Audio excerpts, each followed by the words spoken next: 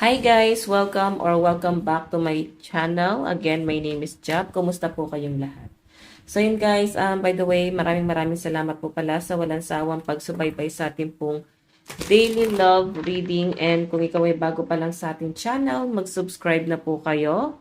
Kung nagustuhan mo, ayan, i-click mo na rin yung ating notification bell para lagi kang updated sa ating mga bagong uploads. And guys, sa mga interested naman sa ating private reading and love rituals, nasa description box below lang po yung link ng aking Facebook. Ayan, message nyo lang ako guys. Okay, so tignan natin.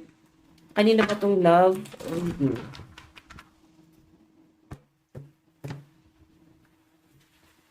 Okay, kanina ba itong love reading?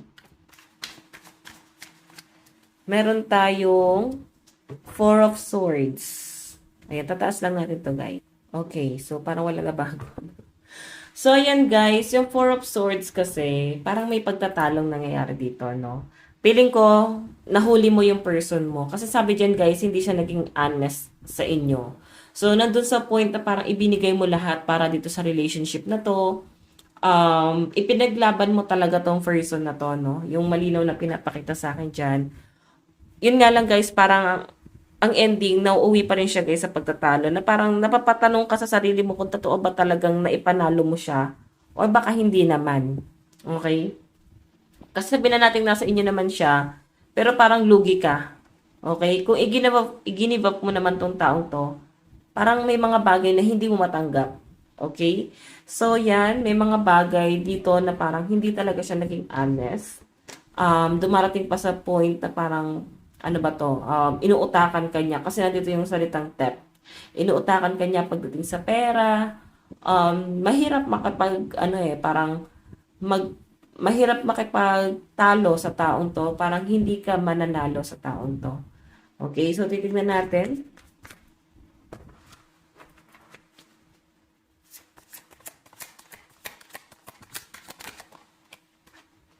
Meron tayong Ace of Swords. Okay. May nakikita ko dito guys, parang ang dami mong nagiging realization dito sa relationship na to, no? Nandyan yung parang nagkakaroon ka ng mga bagong idea. Kasi naliliwanagan ka na eh. So siguro may mga tao na nagsasabi sa inyo na parang napapansin na pwedeng hindi ka nagiging open sa kanila kung ano talaga yung totoong issue nyo ng person mo. Okay? Kasi kahit papano guys, kino-cover mo pa rin yung mga pagkakamali ng person mo. Ayaw mo pa rin na parang maihayag sa kanila, ayaw mo pa rin sabihin sa kanila kung ano talaga yung problema.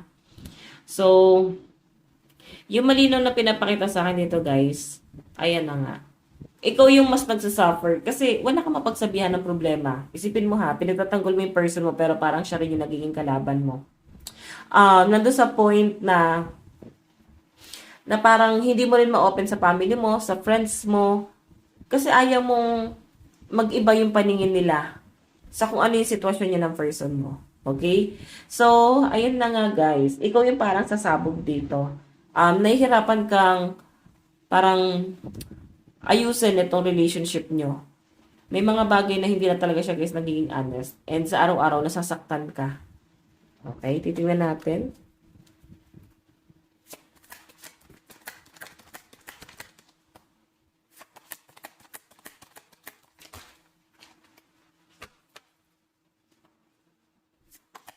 Kanina po itong love reading spirit guide. Oops. Ayan. So, meron tayong Five of Cups. Actually, nagkakaroon din ng disappointment yung person mo ngayon ha. Ayan no. Nasasaktan din siya na habang naiisip niya na unti-unti kang nawawala. Okay? Habang iniisip niya na unti-unti ka nang lumalayo, nasasaktan siya sa ganong setup yung dalawa. Okay? And kung meron kayong family, nakikita ko na nasasaktan din siya na unti-unti siyang naiiwan dito. Ayan, ang dami niyang disappointment dito, guys. Okay? So, nagkakaroon din siya, guys, ng mga regret. Kumbaga, nare-realize din niya kung ano yung mga pagkakamali niya. Pero hindi niya kasi, guys, talaga ino-open sa inyo. Okay? Kasi mataas yung pride niya eh. Aware siya kung ano yung kasalanan niya. Aware siya kung ano yung mga masasakit na pinagagawa niya sa inyo, kung paano kanya trinato, kung paano kanya winalangya, aware siya doon. Yun nga lang guys, kasi mataas yung pride niya, and parang ito na kasi yung nakasanayan niya, nagawin niya sa inyo. Ito na yung nakasanayan niyang kung paano kanya itrato eh. Okay? So, nakikita ko sa inyo guys, posible na napupuno ka na dito. Kumbaga, totally, parang nawawalan ka na ng gana dito sa relasyon na to. Okay? Iniisip mo nasan ka na doon sa relasyon nyo. Parang nawawala ka sa eksena. Tignan pa natin.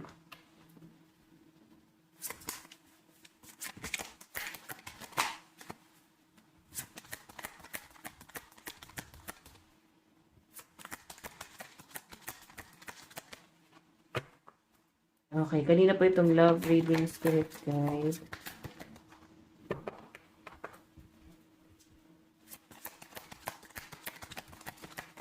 Oops. Ayan. So, meron tayong Wheel of Fortune.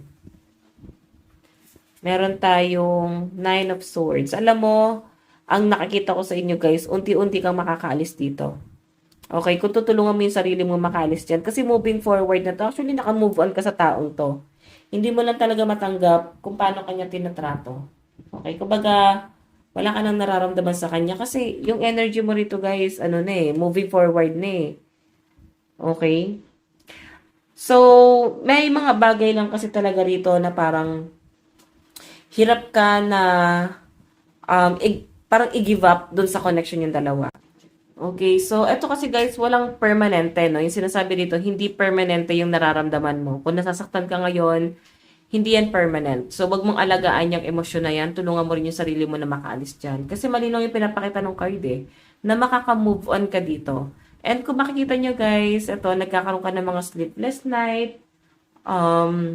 Siguro, dahil nga naiisip mo yung mga masakit na ginawa niya sa inyo, nandito yung Three of Swords, lalo na kung may cheating issue, na parang ikaw yung binabato niya. And kung makita nyo guys, Emperor, biglang nag-flip tong card na to. Emperor kasi guys, matigas to, no? Kumbaga nakikipagmatigasan siya sa connection nyo. Siya yung kailangan masunod. Parang kailangan lahat ng kumpas niya, yun yung mangyayari. Yun yung pinapakita sa akin dito. And Three of Swords, ayan na nga. Nagkakaroon ng cheating. Sa inyo ibinabato, pero ang totoo guys, siya yung gumagawa nun. Okay? So, ano nangyari sa inyo guys? Nahirapan ka lalo na sa financial. Sa financial, no? Lalo na at parang hindi mo pa rin syempre kailangan parang bitawan to agad-agad. Kasi ang pinapakita sa akin dito guys, ang pinaka-worry mo dito is yung finances mo. Kung paano yung paano mo maisisecure yung financial mo ngayon. Okay? So, titignan pa natin guys.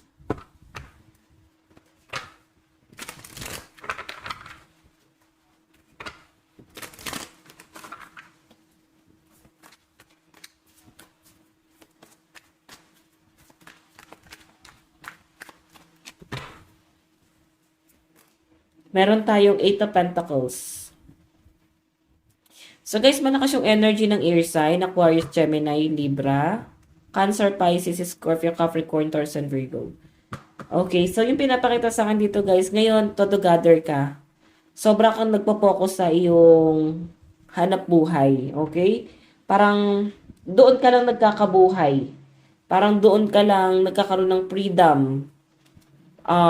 Sa trabaho, parang ito yung nagiging, parang dito ka nagiging malaya, ganon.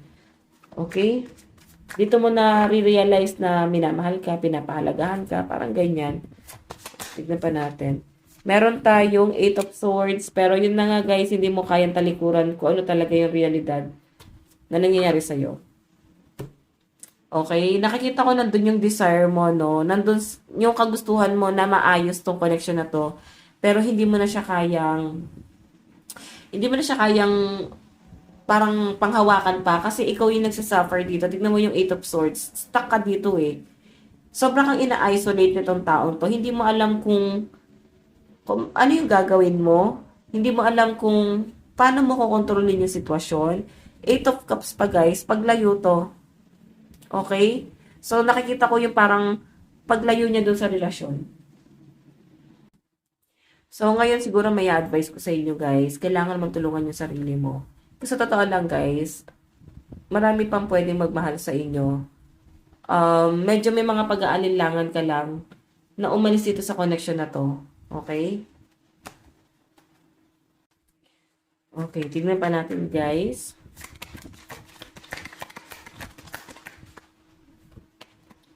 Two of Cups. Actually guys, ito ay relationship, no? Partnership eh. Makikipagkasundo rin to sa inyo guys. Parang hahabulin ka rin ito. Hihingi rin siya guys ng tawad sa inyo. Okay, so, kagaya ng sabi ko guys, kasi makukuha mo yung stability mo. Nine of Pentacles, so, security, gratitude, wealth, comfort, leisure. May nakikita ko rito guys pag travel. Okay? Pero guys, pwede nag-aalangan ka eh. May nakikita kasi ako dito na kung gusto mong i-pursue yung pagbi-business mo, pwede. Kung meron kang plano na mag-business dito. Ang ganda kasi na nakikita ko guys, makukuha mo yung stability.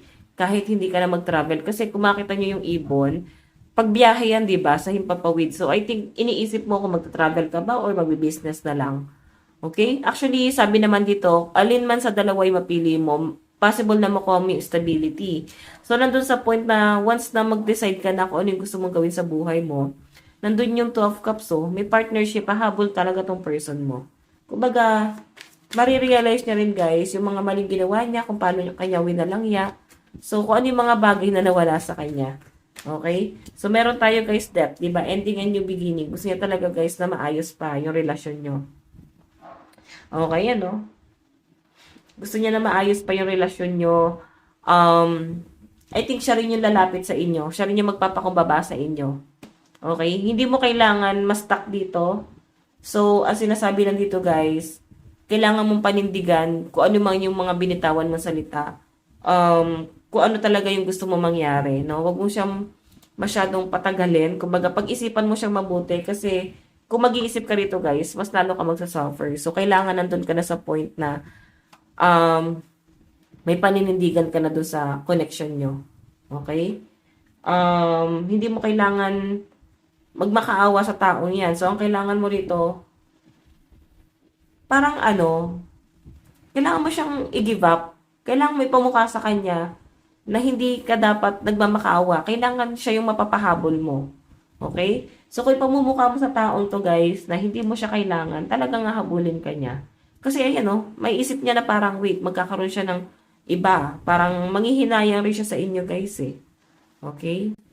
So ayan guys, ang lakas ng dito, Earth sign, Capricorn, Taurus and Virgo, Aries sign, Aquarius, Gemini, Libra, Cancer, Pisces, Scorpio. So titignan pa natin guys additional message.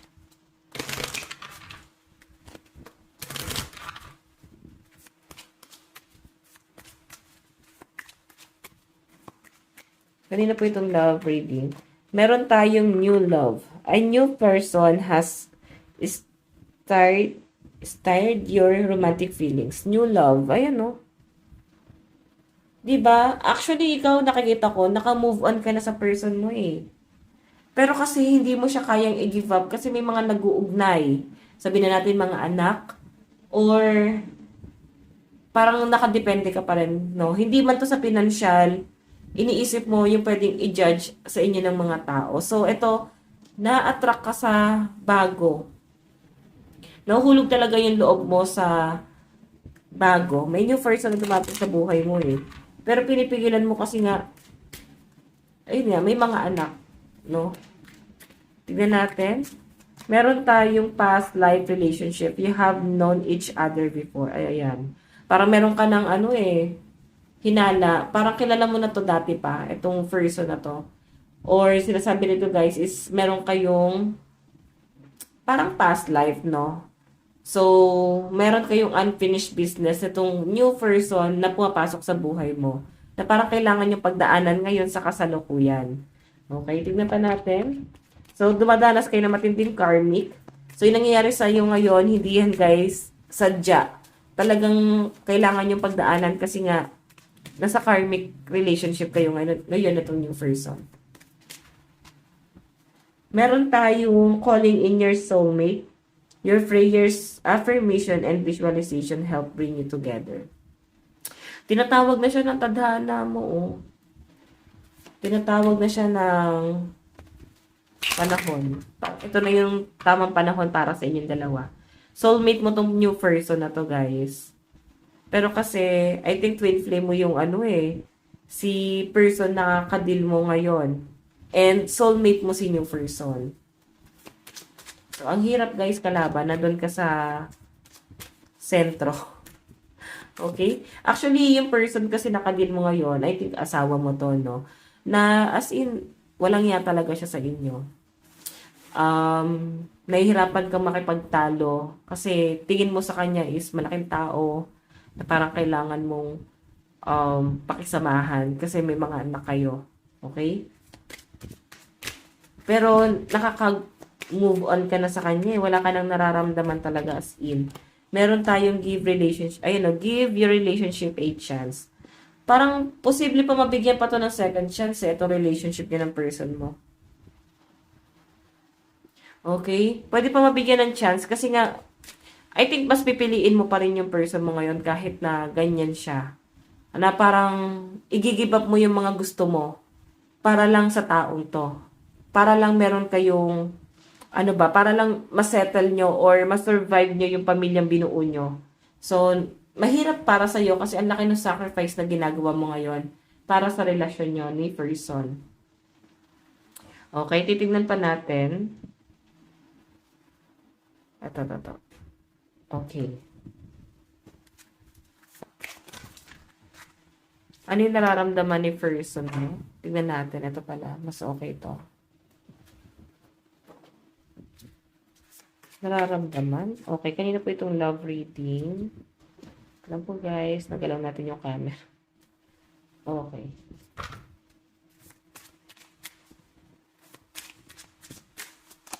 Meron tayong let's turn mistake into lesson.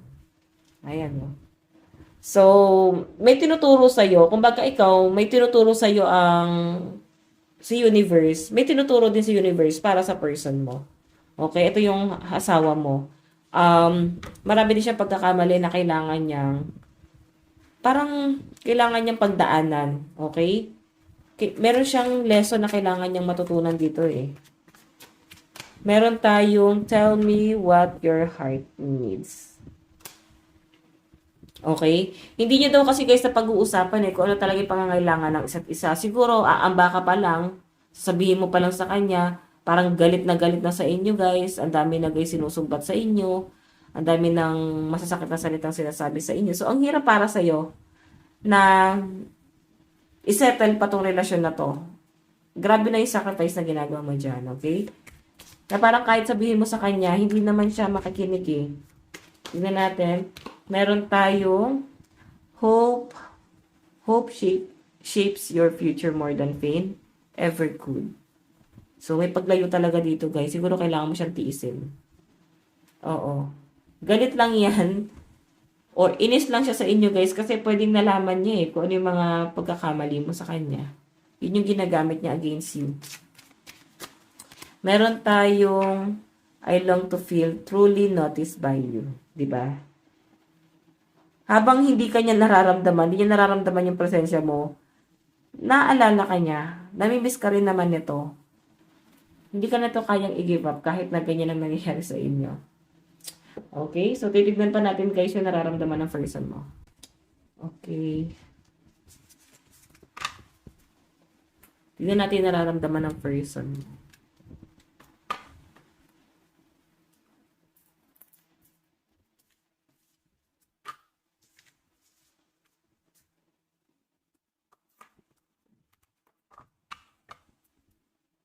Ito yung nararamdaman sa inyo ng person mo.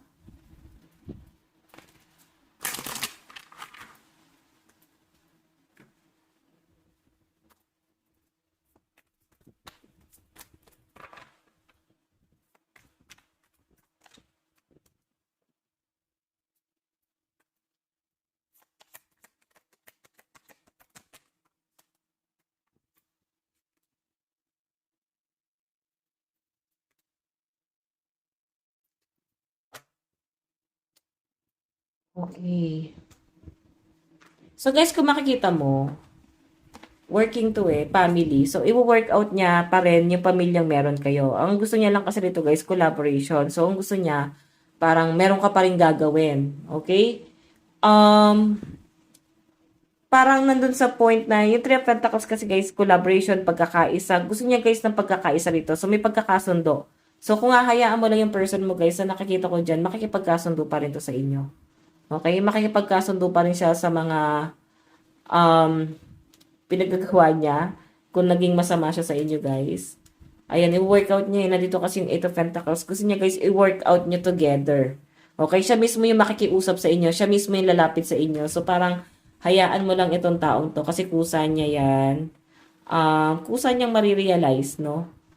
Kung ano yung mga sinayang niya. Marirealize niya rin yung pagkakamaling ginawa niya rito. Three of Pentacles, collaboration, teamwork, skill, creating, building plans. Okay? Sayang kasi yung binuo yung pamilya. Lalo na kung hindi niya na nararamdaman yung pamilya niya. Yan ang nakikita ko dyan eh. So, yung bottom of the deck natin, guys, tignan nyo naman, no? Six of Cups. Siya talaga yung makikipagkasundo. Siya mismo yung lalapit sa inyo. Okay? Hayaan nyo lang tong taong to. Huwag kayo, guys, manghinaya. Huwag kayo maghabol. Tignan pa natin. So, malakas ang energy ng Earth sign sa sign ni Person, Capricorn, Taurus, Virgo, Cancer, Pisces, Scorpio. Okay, tignan natin.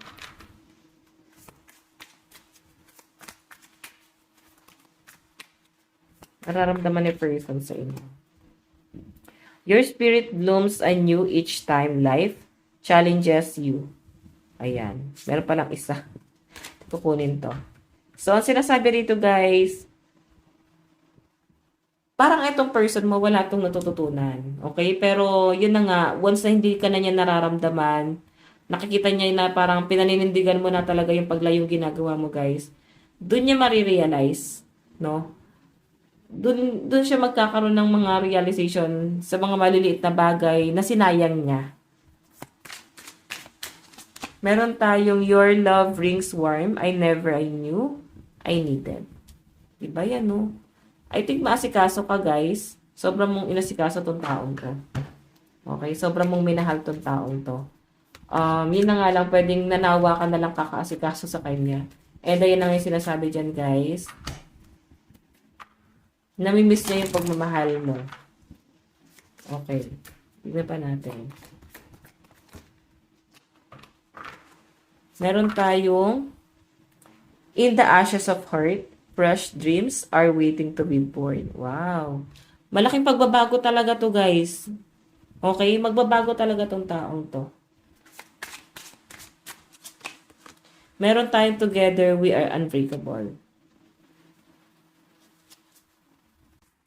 So, yan guys, kung makikita nyo, kahit na nagkakaroon ng problema sa inyo, kahit parang tingin mo is parang pahiwalay na tong relasyon na to, lalo na yung ginagawa niya sa inyo, kung paano kanya itrato, sinasabi rito guys, ayan no, parang hindi ka pwede lumayo sa kanya, so hindi mo na alam kung saan ka lulugar dito sa connection yung dalawa. Okay, hindi mo na alam kung paano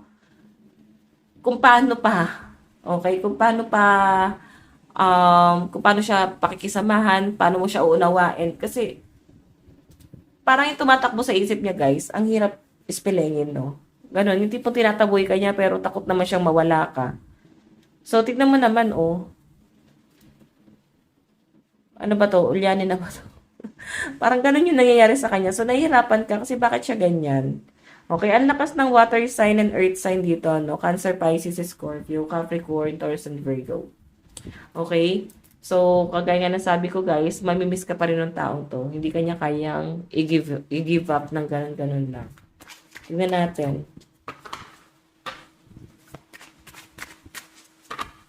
Nararamdaman ng person mo sa inyo.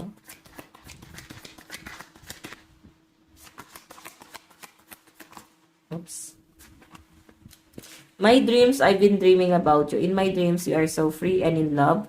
Wish I could stay there forever. Diba? Ayan o. Iniisip-isip ka nito. Okay? So, ipinapakita sa akin guys, iniisip-isip ka ng person mo. Inaalala niya kung saan kayo nagsimula. Kasi talagang may something na nangyayari sa relasyon nyo na ang hirap ng maunawaan, no? So, anong nangyayari sa inyo guys, talagang gusto mo na lang siyang i-give up kasi medyo below the belt na yung mga pinagagawa sa inyo. Okay, tignan pa natin.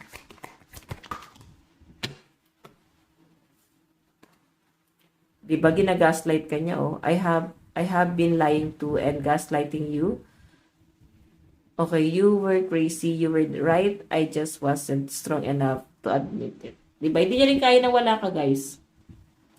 Yung pinapakita sa akin ito, guys, ginagaslight ka niya. So, paano ba yung pag-gaslight na yan? Ipamumukha niya sa inyo, guys, na mali yung mga iniisip mo. Kahit tama naman. So, pagdududahan mo na yung sarili mo kung tama ba talaga ginagawa mo or mali, no? Kasi, nandun sa point na, depende ka na lang talaga sa kanya kasi nga inisip mo, baka nga tama siya at mali ka talaga. So, nandun ka sa point na yon. Ang nangyayari, guys, nakakonsensya ka ngayon. Okay? Kasi ginagaslight ka niya, oh. Tignan pa natin.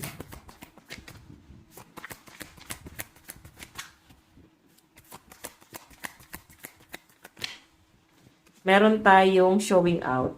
I'm acting like I don't care about what happened between us, but I just want to appear unbothered. 'Di ba 'yun, no?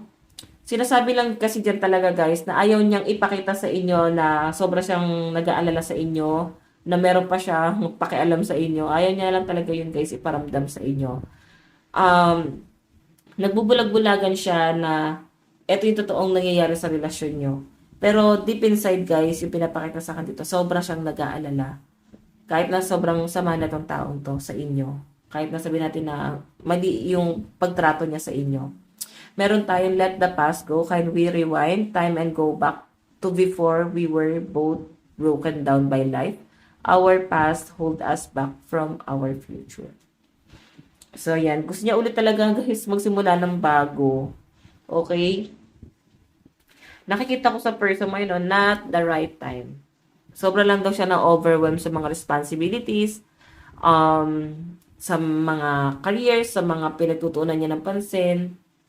Okay? Ayun, sobra lang siya talagang na-overwhelm. Pero sa totoo lang, guys, dala lang to ng pagod. No? Yung pagod niya kasi, guys, hindi mo na kayang, hindi mo na maintindihan. Nandun sa point na inaalala mo naman siya, inintindi mo naman, pero dumarating ka na sa point na napupuno ka na. Okay? Kaya, ang pinakamainam dito, guys, buuin mo na yung sarili mo kung ganito na yung pagtrato sa inyo ng person mo. Okay? So, hayan, titignan naman natin, guys, sa side mo. Overall energy.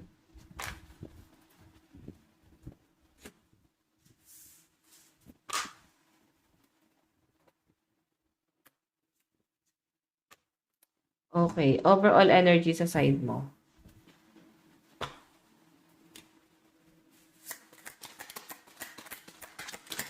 Oops.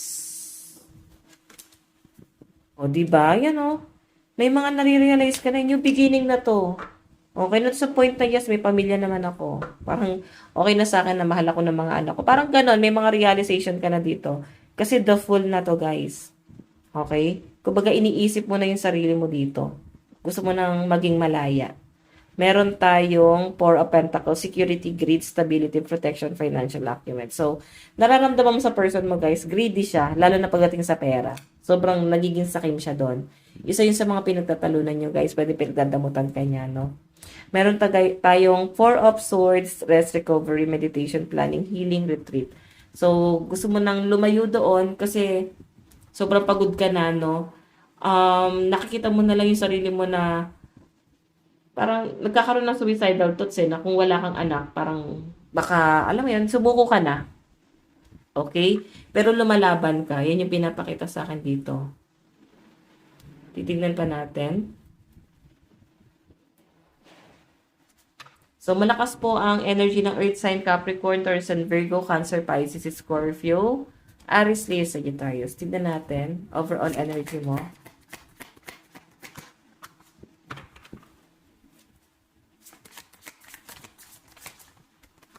Meron tayong lost. I feel lost without you. Diba yun, no? Nakukonsensya ka kasi, tas ginaslight ka pa. So, tuloy ikaw, nagigilty ka sa pagkawala o pag-alis ng person mo sa connection nyo.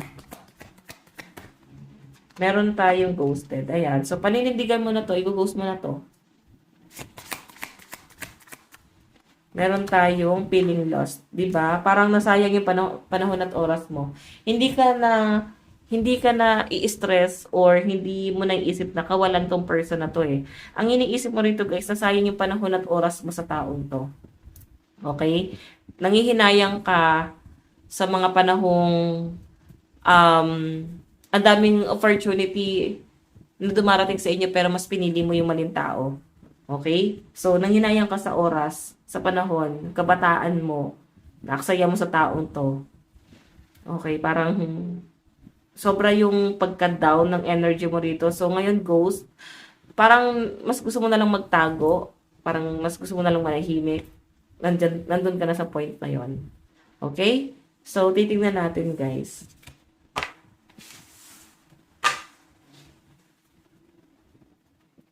Okay. Wait lang, guys. Doon tayo, guys, in the near future. Saan na ito papunta? Meron tayong Queen of Pentacles. Meron tayong Four of Pentacles.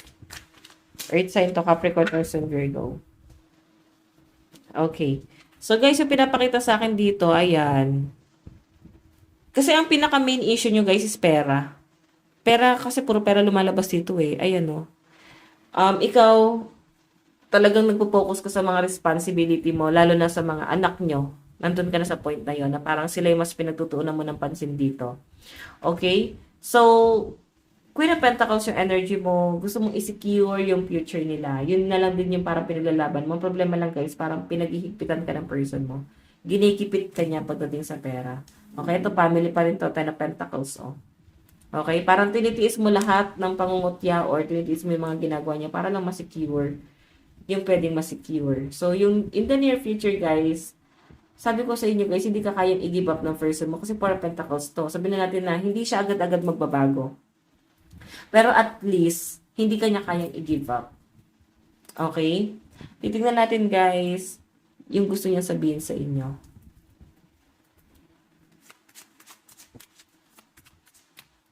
Meron tayong I wish you were mine. Meron tayong will you help me? Kailangan pala ng tulong ng person mo eh. May something dito guys na parang paranoid yung person mo. Sumahawak sa ka-paranoid nito. Okay, parang kabaliwan itong taong to. I've been fighting a battle I can't win. Di mo alam din kung ano pinaglalaban niya guys. Ayan, don't pressure me. Nape-pressure mo daw siya eh. So I think sa mga sinasabi ng ibang tao sa kanya. Okay? Nape-pressure siya doon. Yung judgment sa kanya, guys. Okay? So, hayan, guys. Ito lang naman po ang inyong daily love reading. Again, maraming salamat. God bless and love you all. Bye-bye po.